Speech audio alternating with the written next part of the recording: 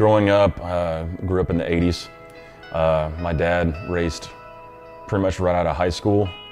And actually his first race car was one of my uncle's old 73 Malibu or something like that. So it was like a street stock. And back then, really the only place to run in the Dallas-Fort Worth Metroplex was Devil's Bowl. So his first taste was racing this big-bodied, heavy clunker out there on the racetrack. And then from there, he bought an old, basically it was kind of like a super modified, but it wasn't one of the 100-inch cars, and turned it into a sprint car. And then from there, he got a McElreath chassis and moved on from there. But seeing fire suits and helmets lying around and looking at all these old cool pictures of him racing some of the most legendary tracks that we've had in this country, like Manzanita, Devil's Bowl, and Ascot out in California. It's something I've thought about literally every day of my life since I've been alive, probably. I mean, when I was able to comprehend that the pictures I was looking at in these photo albums and these frames that we had up in the house, that I knew that was my dad, like that's the moment I knew that was something that I wanted to do.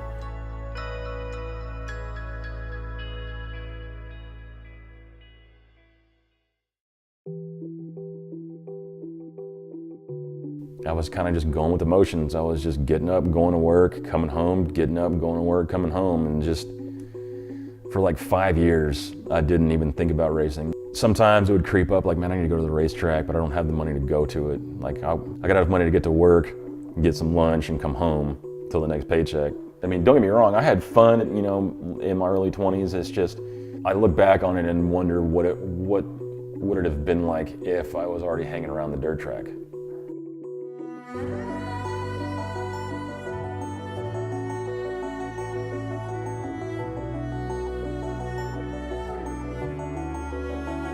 After a few years, I started going back to the dirt track again. And when I got back to the track and I got that smell again, and I got the whole atmosphere of it, and just watching them out there slinging dirt, dude, and just tossing it in there and hammering the throttle, it's like the flame came back. And that's when I knew, I was like, okay, that was the worst mistake I've ever made, is giving up on my dream, because that sucked. Like, this is way too cool to give up on.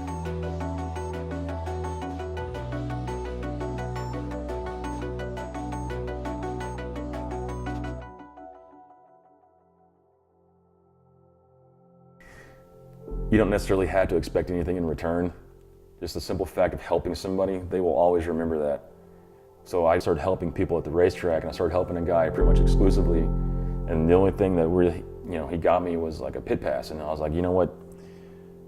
Thank you for letting me do this. He's like, man, you're a bigger help than what you understand. I'm like, well, cool, man. Like, whatever I can do. And then, he and I were just keeping in touch, like, friends do. He's like, hey, man, I got an offer for you. He's like, I want you to come down here, and I want you to get everything that I have sprint car related and just take it out of here. I was like, wait a minute. What exactly are you saying? He's like, just come get it. Everything. I was like, you mean the motors and all your spares? He goes, yep. Just come down here and get it and treat it like it's your own. I was like, oh my God, dude. Like, I'm pretty sure I broke down into tears, because I was already in my 30s.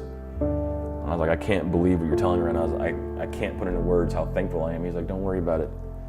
He's like, man, you helped me, enough times and didn't expect anything in return, and you're such a good friend. And I just want you and your dad to enjoy this. I'm like, shit. Okay. Like, how am I supposed to act now? Like, everything I've wanted literally my entire life is someone's telling me to come get it.